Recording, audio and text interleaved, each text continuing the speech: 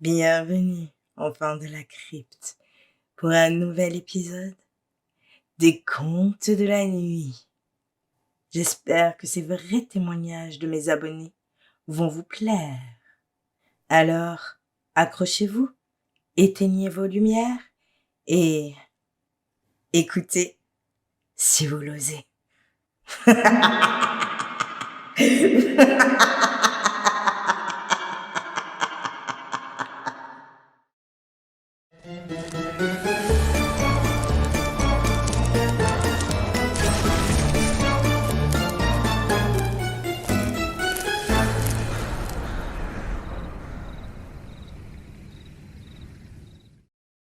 La planche Ouija. J'ai toujours cru au surnaturel, mais j'en ai toujours eu peur. Je vis dans une famille très croyante, alors bien sûr, c'est normal d'y croire après tout. Je n'ai jamais voulu toucher à tout ce qui était surnaturel. Plus je m'éloignais, et mieux je me portais. Mais un jour, mon petit frère n'a décidé d'en faire qu'à sa tête. Ce jour-là, un de ses amis qui était venu à la maison pour le voir, nous a proposé de parler avec les esprits. Moi, personnellement, j'y étais totalement contre. Je leur avais dit, bien sûr, mais ils n'ont jamais voulu m'écouter. Nous n'avions pas de planche de Ouija. Alors ils ont bien sûr pris une feuille de papier, afin d'y dessiner l'alphabet et d'y écrire les réponses oui et non.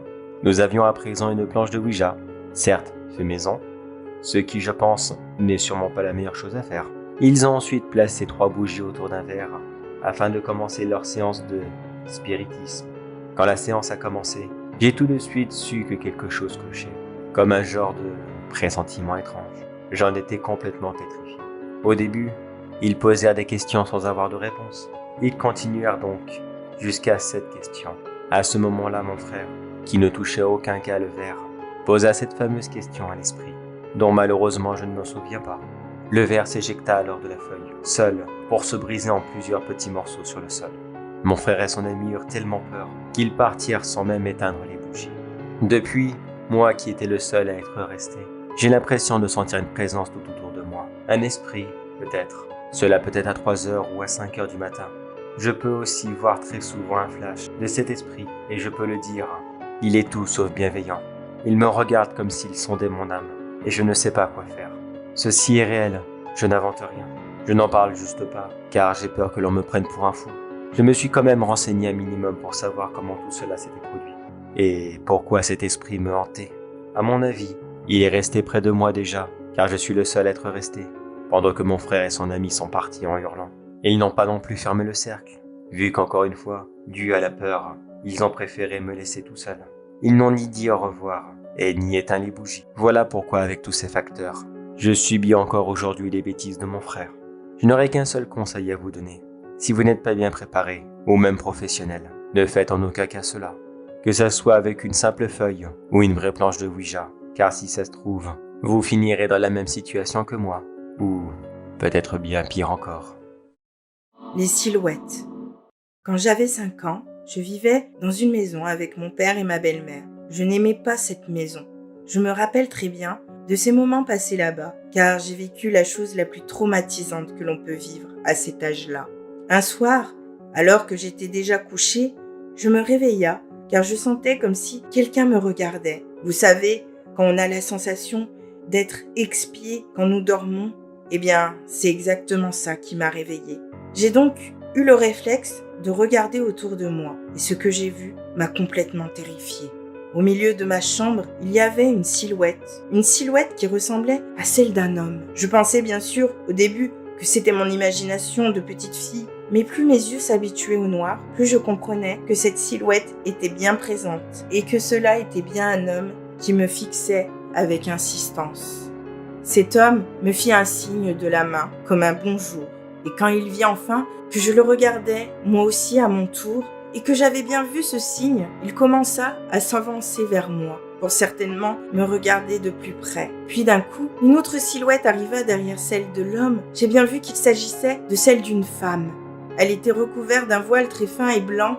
Les deux silhouettes se sont donc avancées plus près, juste en face de moi, tout en continuant à bouger leurs mains dans ma direction.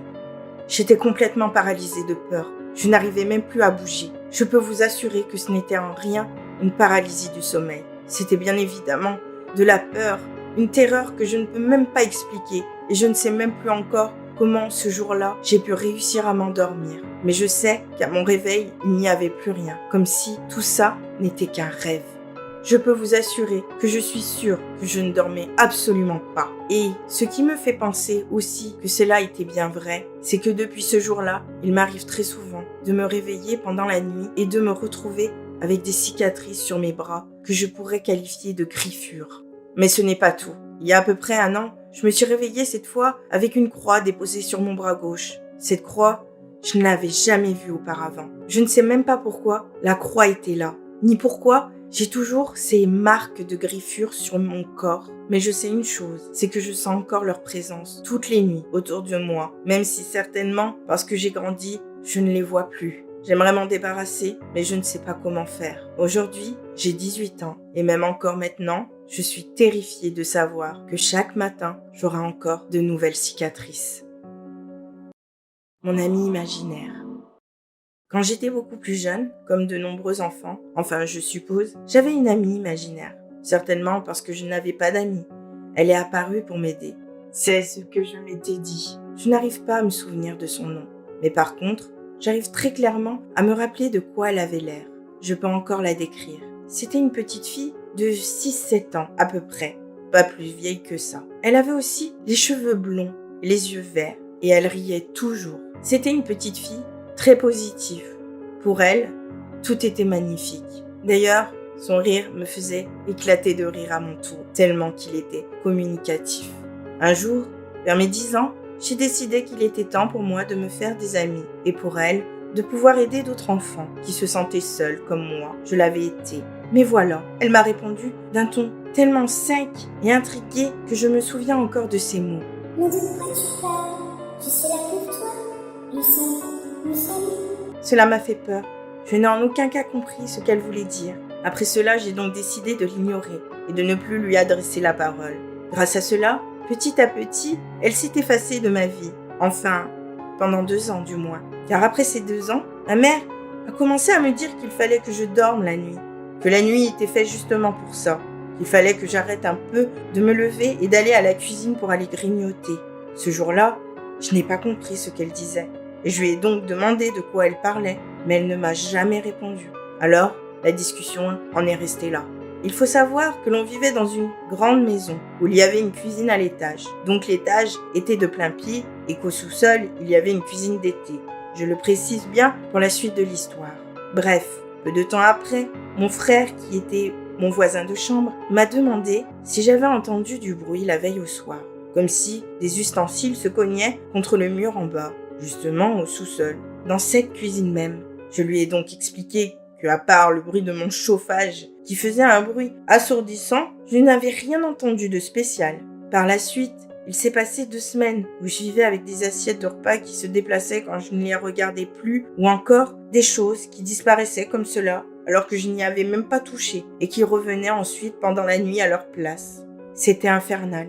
Il y a aussi quelques jours juste avant mon anniversaire et peu de temps après ces 2 semaines, où après avoir entendu ce chauffage dans ma chambre faire ce maudit bruit, en dormant, vu que je m'étais habituée à force à ce bruit, je me suis réveillée d'un coup, en sursautant. J'avais entendu un ricanement très léger, presque imperceptible, mais ayant le sommeil bien léger, je l'ai donc tout de suite entendu. Je me tourne pour trouver l'origine du bruit et je me figea. La petite fille de mon enfance était là, assise sur ma chaise de bureau, à me regarder dormir en ricanant. Je n'ai plus bougé. J'étais tellement terrifiée que je n'osais même plus. Et un instant d'après, pouf, elle s'était comme évaporée. Le pire dans mon histoire, c'est qu'il y a 5 ans maintenant, j'ai retrouvé mon père biologique pour mon plus grand bonheur. Il a donc décidé de me montrer des photos de famille. En me montrant une certaine photo, j'ai été traumatisée. La petite fille qui s'amusait de moi était là, sur une des photos, avec un beau sourire. J'ai donc demandé à mon père qui était cette petite fille. Et il m'a donc répondu que cette petite fille était ma cousine morte d'une maladie infantile à l'âge de 6 ans. Et il y avait déjà de cela plusieurs années. Et c'est là où j'ai compris le sens de la phrase qu'elle avait dit quand j'avais 10 ans. Encore aujourd'hui, elle continue à me hanter, à rester là, près de moi, à faire bouger et déplacer des choses ou encore à ricaner. Je cherche à m'en débarrasser, cela fait déjà 20 ans, mais malheureusement, je n'y arrive pas. Je pense juste que je n'ai pas le choix, que à présent, je dois vivre avec elle, même si cela est plus que compliqué.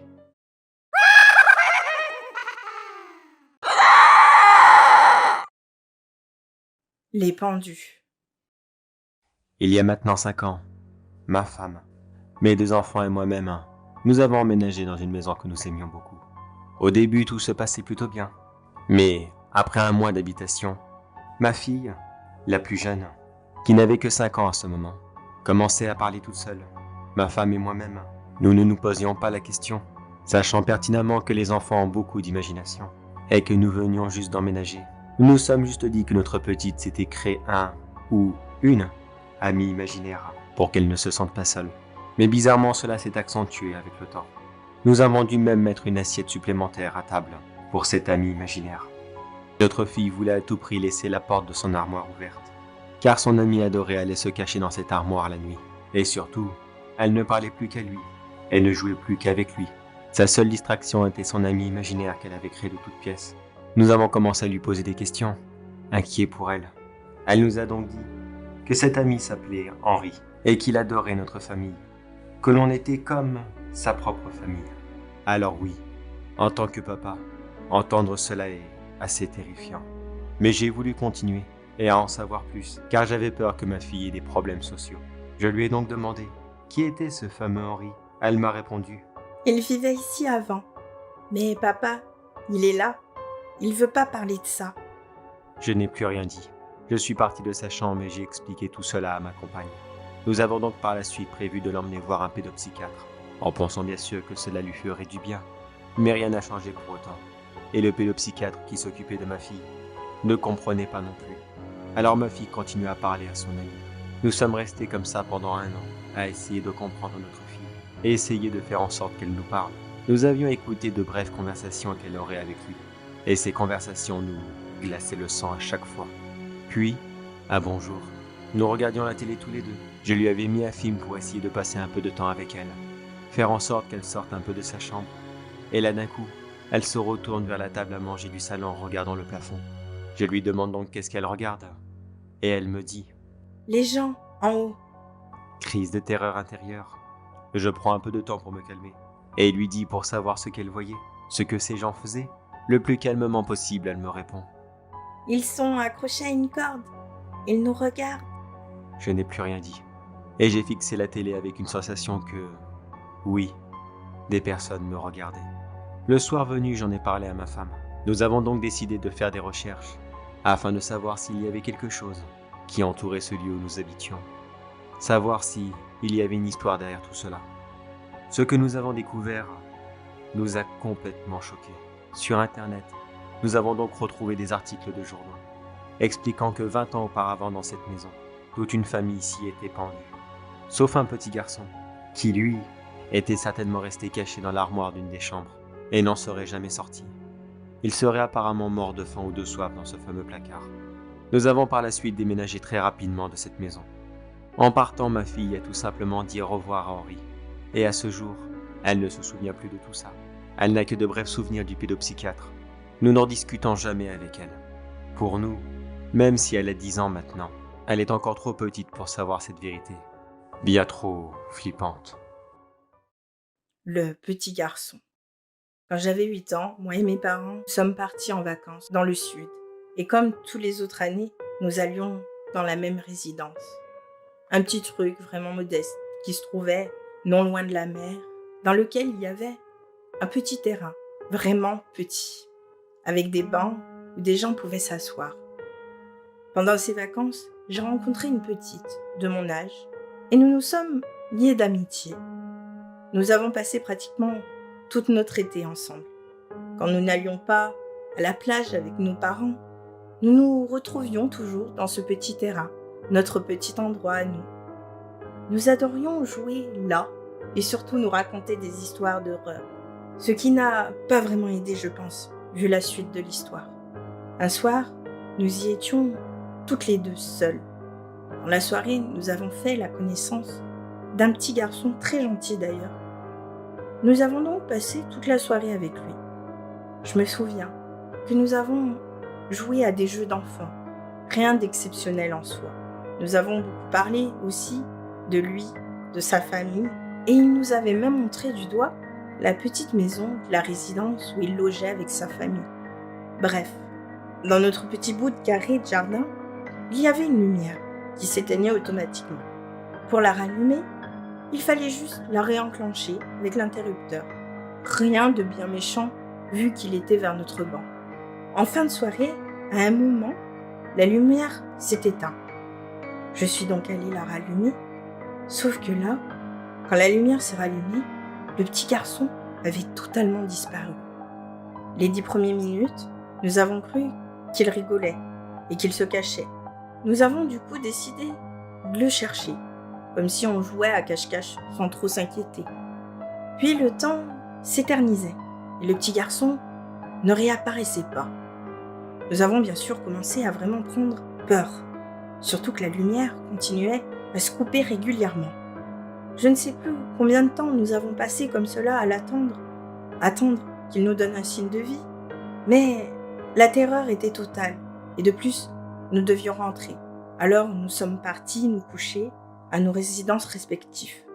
Le lendemain, nous nous sommes dit qu'il fallait qu'on aille voir là où il nous avait dit dans quelle maison de la résidence il habitait. Nous y sommes allés et nous avons découvert que la maison était totalement inoccupée. Pendant cet été-là, il y a eu plein de trucs bizarres qui se sont passés après cet épisode très effrayant. Quand nous sommes partis des vacances, j'ai dit au revoir à cette fille. Je ne l'ai jamais revue. Je me suis même demandé très souvent si je n'avais pas inventé tout cela dans mon imagination de petite fille. Sauf que quelques années plus tard, il y a peu de temps d'ailleurs, la fameuse petite fille m'a retrouvée sur Facebook. L'une des premières choses qu'elle m'a dites est « Tu te rappelles du petit garçon ?» Et elle m'a envoyé un article où il y avait une photo. Le petit garçon était dessus. Et il était écrit qu'il était mort en 1997, de noyade, dans la piscine de notre fameuse résidence. La fin de mon histoire est affreuse, plus que cette histoire s'est passée en été 2001, 4 ans après son décès. La poupée. Ma fille avait une poupée que mon père lui avait offerte il y a quelques mois. Elle l'aimait énormément et elle l'avait surnommée Ella. Son grand-père lui l'avait ramenée de son travail. Il travaille dans une usine de jouets où il les reconditionne, surtout ceux qui ont bien vécu, et il les remet à neuf pour leur donner une seconde vie. Il avait trouvé cette poupée dans un coin et il ne savait pas trop ce qu'elle faisait tout seul ici, dans son coin. Il a du coup demandé à son patron s'il pouvait la réparer et l'offrir à sa petite fille. Son patron a bien sûr dit oui. Mon père a donc réparé cette poupée qui était vraiment magnifique, puis l'a ensuite donnée à ma fille. Elle était tout le temps avec et voulait dormir avec elle, ce que j'ai bien sûr accepté. Mais quelques jours après son arrivée, quand ma fille allait à l'école, je pouvais entendre des chuchotements dans sa chambre, des « Je suis bien ici, mais je m'ennuie. » Quand j'ouvrais la porte, je ne trouvais que la poupée sur le lit de ma fille, assise, à me fixer. C'était juste horrible. Une fois, j'ai même entendu la voix de ma fille, mais aussi une deuxième voix, comme si la poupée lui répondait. C'est peut-être absurde, mais je vous jure que c'est vrai. J'ai commencé à avoir de plus en plus peur, quand, comme par magie, la poupée sortait de la chambre toute seule. Un jour, je faisais le ménage dans ma cuisine, puis je me retourna. Elle était là, sur le canapé. Un autre coup, elle était dans ma chambre, et ainsi de suite. Ça me glaçait le sang. J'ai eu très peur quand ma fille est venue me dire que la poupée était sa meilleure amie et qu'un jour nous serions tous réunis ensemble, avec elle et pour toujours. Je lui avais demandé pourquoi elle disait ça, mais elle est partie en rigolant. Un soir, je me suis réveillée en sursaut dans mon sommeil. J'ai pu entendre « Merde !»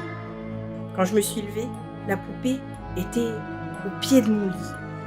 J'ai donc appelé mon père, qui m'a dit de m'en débarrasser. Il m'a cru tout de suite. Il est venu, en plein milieu de la nuit, chercher la poupée et est parti avec. Je ne sais pas où il l'a emmenée.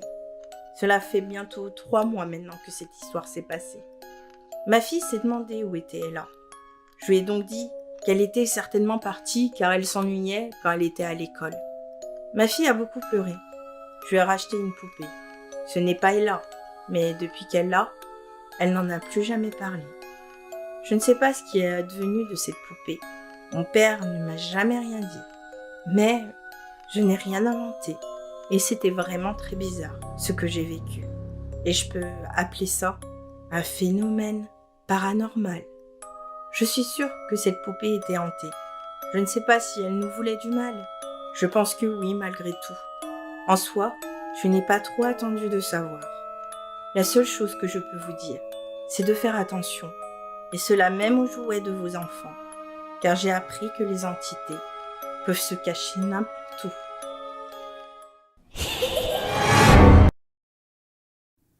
L'ami de mon oncle.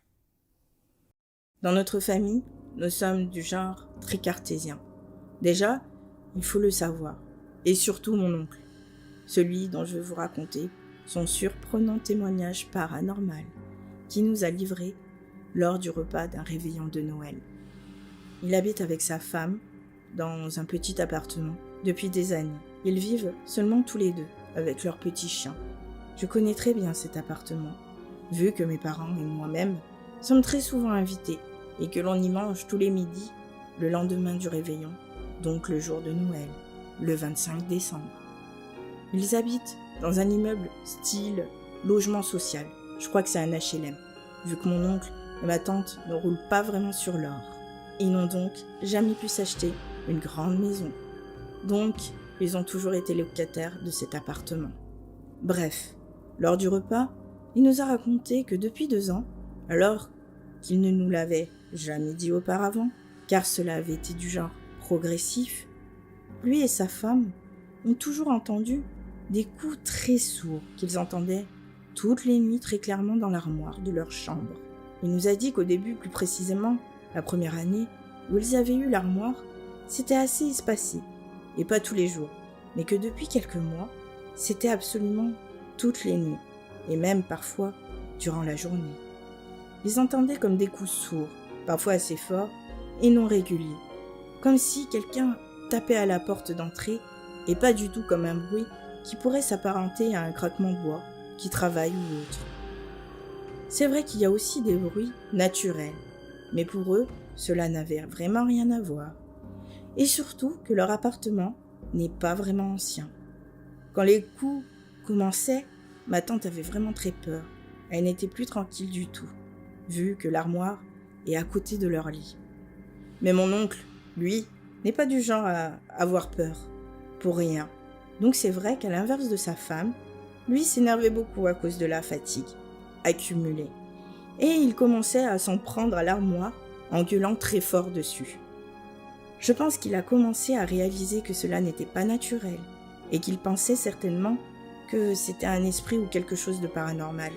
Un jour, alors que leur voisin de palier avec qui ils se sont liés d'amitié, une réelle amitié déjà depuis des années, prenait le café chez eux. La femme de ce fameux couple regarda vers la chambre et ressentait quelque chose car justement, il se trouve qu'elle serait magnétiseuse, voyante et qu'elle aurait un don de médium. Elle serait d'ailleurs aussi une passeuse d'âme. Donc, ma tante lui a expliqué ce qu'il vivait et ce qu'il se produisait, surtout la nuit. La femme a donc proposé de faire une séance de médiumnité dans l'appartement. Et au bout de 2 minutes, elle a eu comme des visions. C'est ce qui lui arriverait souvent dans ces cas-là. Mon oncle a donc continué à nous expliquer que leur voisine avait vu un homme qu'elle a pu leur décrire avec des détails stupéfiants. L'homme portait un t-shirt rouge, une chemise à carreaux et des tennis. Il était aussi assez grand, trapu, au visage très carré. Elle aurait même entendu une voix qu'elle leur a imitée. Ils ont halluciné. Mon oncle a tout de suite reconnu la description d'un ami très cher à lui, que je connaissais aussi. Il est décédé il y a tout juste 2 ans d'un arrêt cardiaque, à seulement 50 ans. Cette femme n'a bien sûr jamais vu ou connu l'ami de mon oncle, et c'est ça qui les a tous les deux perturbés. Surtout qu'il lui en avait bien sûr jamais parlé. La voisine a donc fait une séance de passeuse d'âme. Et depuis cette séance, le bruit s'est complètement arrêté, que ce soit le jour ou la nuit. Moi, depuis que mon oncle m'a raconté cette histoire, que j'ai bien sûr cru, quand je me rends dans leur appartement maintenant, je ne cesse de viser leur chambre du regard, en pensant que cet ami est certainement en paix. La voiture hantée. J'ai toujours été très proche de mon beau-père. Ayant un père très absent, et ma mère s'étant mis avec lui quand j'étais très jeune, je le considérais plus comme mon propre père, et ses 2 enfants comme mon petit frère et ma petite sœur. Mon beau-père était un très grand fan de mécanique, et il passait beaucoup de temps à bosser sur sa voiture. Son bijou, comme il l'appelait. C'est une Jaguar type E, qui est toujours dans le garage d'ailleurs. Je mettais souvent la main à la pâte quand il faisait de la mécanique, vu que c'était moi le plus grand de notre famille recomposée. Malheureusement, vers l'âge de ses 58 ans, nous avons appris qu'il était atteint d'un cancer. J'ai été très attristé par cette nouvelle. Alors c'est vrai que je me suis rapproché encore plus de lui, en passant le plus de temps que je pouvais avec lui.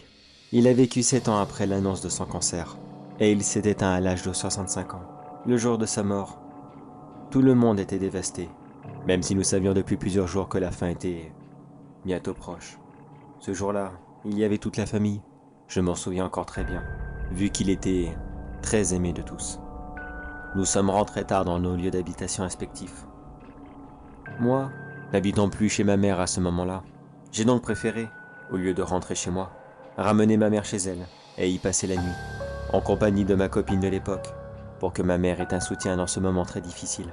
Quand nous sommes rentrés de l'hôpital, nous avons vu comme une forte lumière qui provenait du garage de la maison. On s'est vite demandé ce que c'était, et nous sommes donc allés voir.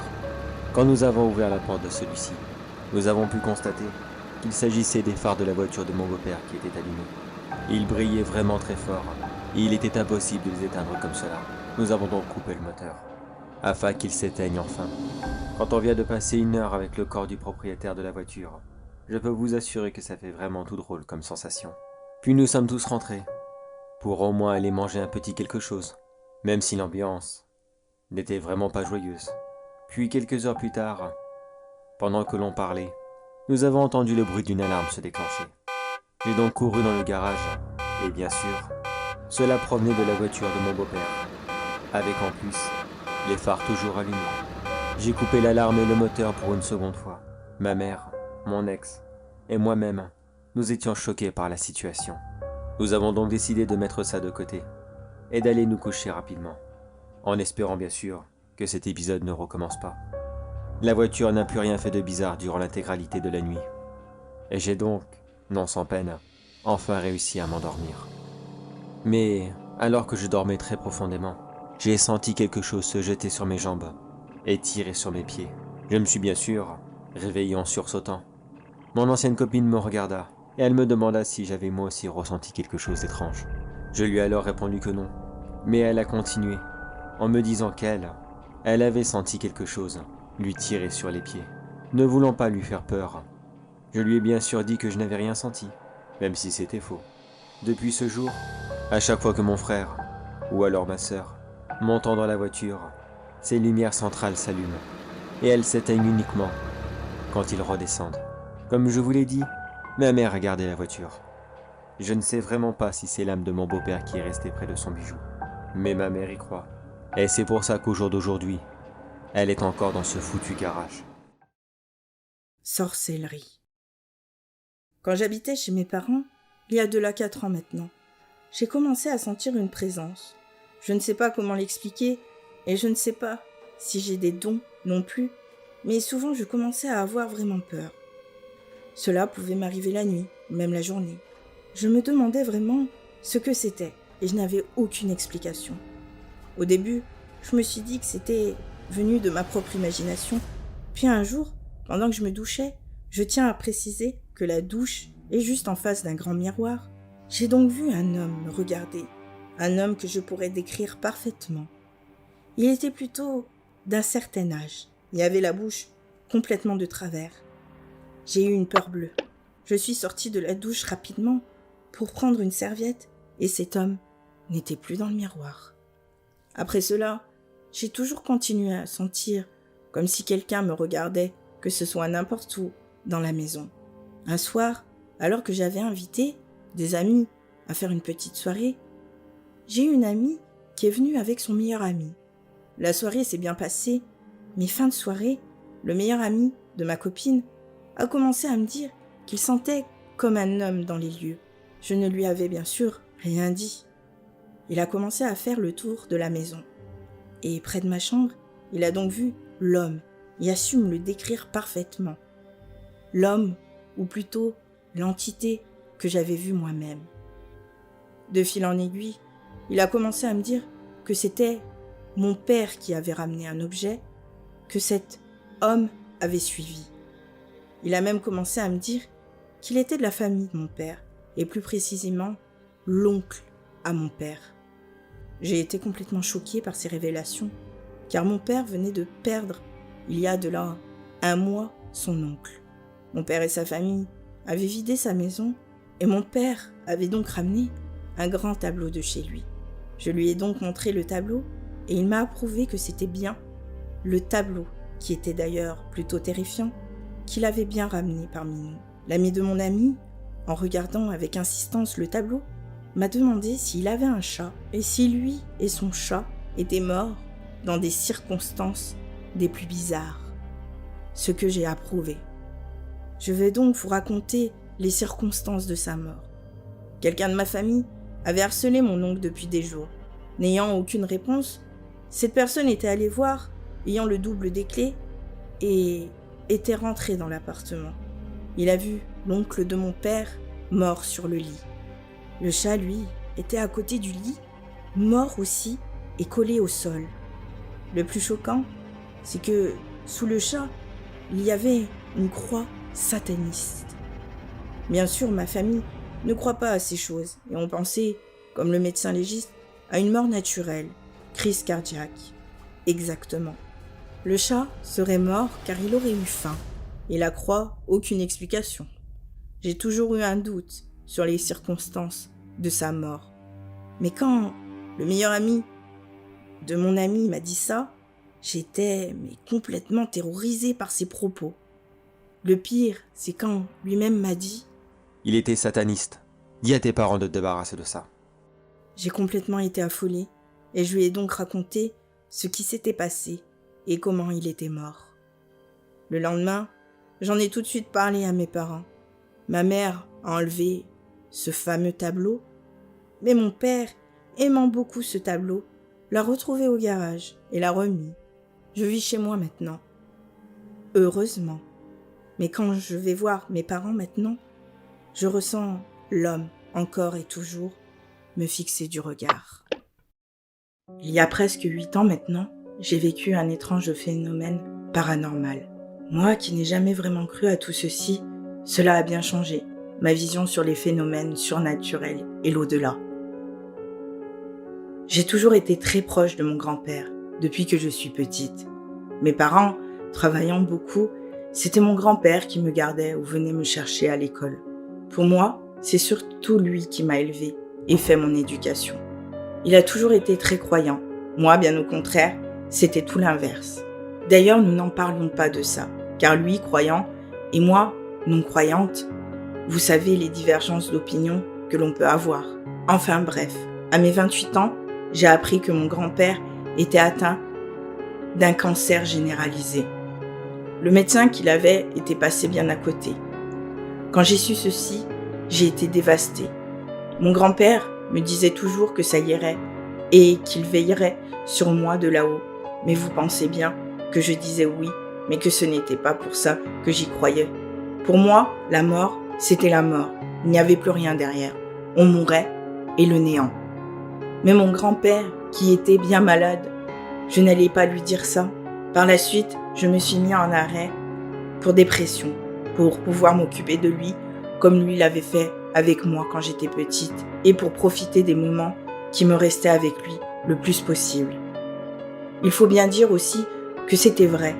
J'étais bien en dépression, mais je ne laissais rien apparaître à mon grand-père.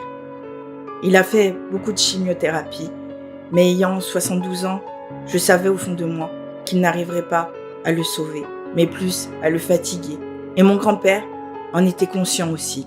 Alors, après 3 mois de chimiothérapie intensif et avec la fatigue qui s'accumulait, mon grand-père a préféré rentrer chez lui et mourir avec des bons souvenirs et au chaud chez lui, au lieu d'une chambre froide et sans âme, comme il le disait si bien.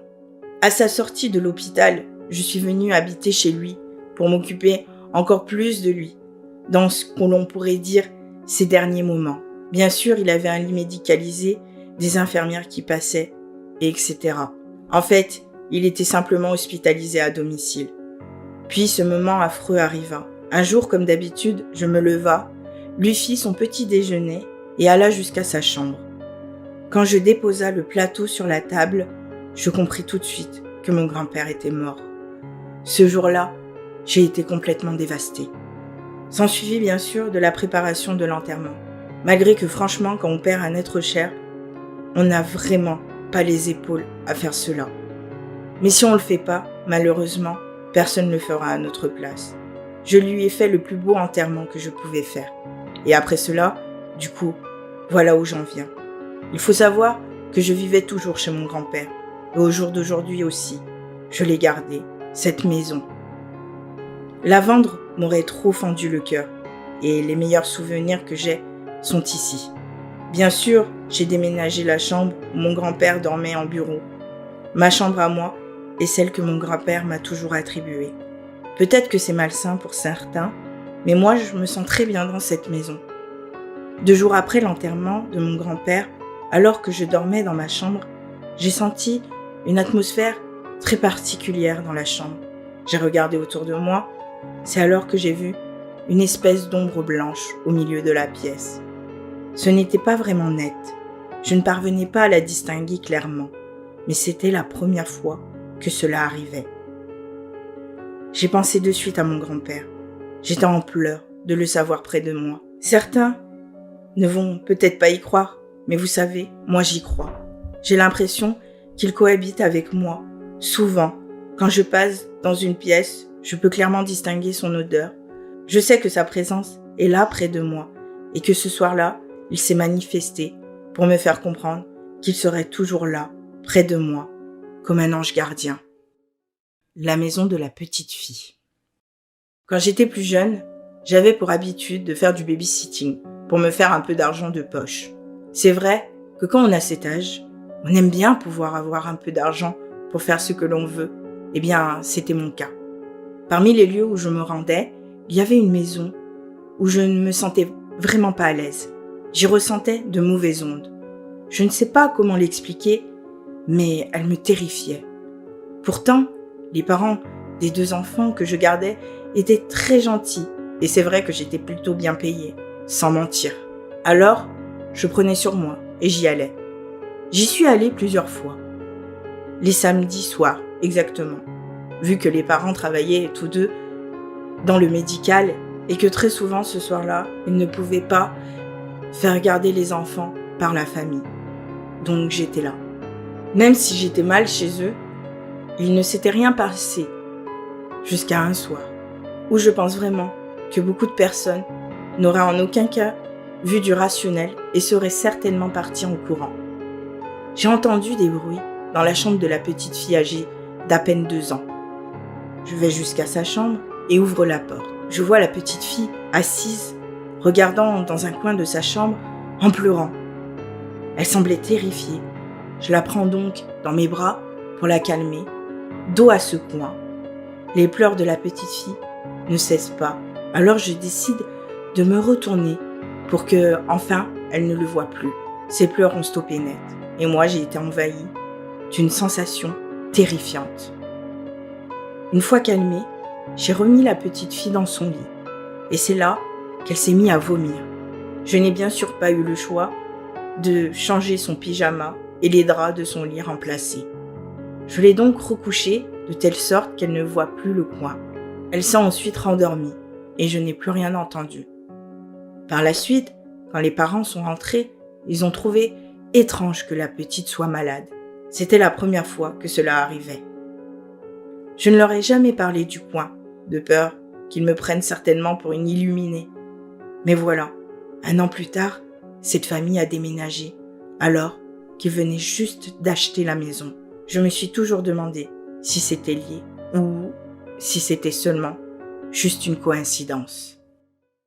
La maison hantée. Au tout début de ma relation avec mon copain, nous avions habité dans la maison de sa grand-mère pendant 4 mois. Elle était bien sûr toujours en vie, mais elle habitait avec un homme qu'elle avait rencontré il y avait à cette époque déjà 5 ans. Elle avait gardé la maison car elle n'arrivait pas à s'en détacher. Bref, la maison, qui était toujours dans la famille, est très grande, ancienne, sombre et froide. Il y a plusieurs signes qui nous ont fait penser que l'on n'était pas seul et que l'on n'était pas les bienvenus.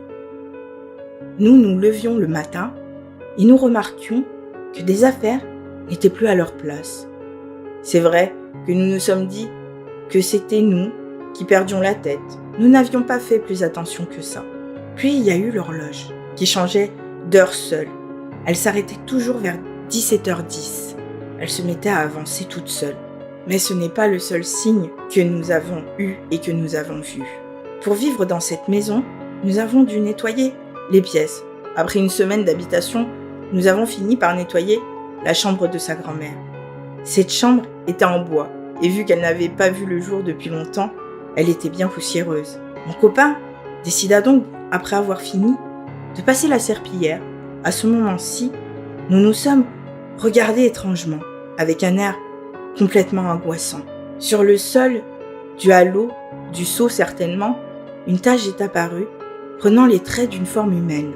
Les nœuds du bois formaient les yeux, comme si une femme nous observait. Ayant peur, je me suis retournée face au miroir qui était devant moi. Et là, j'ai vu une femme, habillée d'une robe blanche, les cheveux blonds, qui me regardait d'un air monstrueux. J'ai tout de suite tourné la tête en criant et j'ai plongé ma tête dans les bras de mon copain terrifié. Je ne voulais plus ouvrir les yeux. Mon copain a donc décidé de me sortir de la chambre. Ensuite, les phénomènes se sont enchaînés. Des ampoules qui s'éteignaient et se rallumaient. Une bouilloire qui à chaque fois sifflait faisait sauter les plombs de la maison. Des portes qui claquaient et le pire, des contacts physiques sur certains membres du corps pendant la nuit. Mon conjoint et moi, ayant très peur, nous avons fait venir une médium dans les lieux pour qu'elle nous explique ce qu'il se passait et ce qu'elle ressentait. Grâce à son pendule, elle a su qu'il s'agissait de son arrière-grand-mère qui était restée dans la maison. Vu les détails et les explications que la médium nous a données, nous l'avons tout de suite cru. Et c'était bien l'arrière-grand-mère de mon conjoint. La médium nous a bien sûr dit qu'elle ne souhaitait pas notre présence, que nous n'étions pas les bienvenus dans la maison. Il faut savoir aussi que la maison date de la fin 1800 et il y aurait eu une personne qui aurait vécu avant sa grand-mère, mais cette personne ne serait pas morte dans la maison. Cette personne serait juste partie 1 mois après, à toute vitesse, après son aménagement. C'était bien sûr quelqu'un de la famille. Quoi qu'il en soit, pour nous, c'est certain, nous étions définitivement pas seuls dans cette maison. Et toute cette expérience me font penser que le paranormal existe bel et bien. Pour vous, un autre monde existe-t-il vraiment ? Moi, je pense que oui.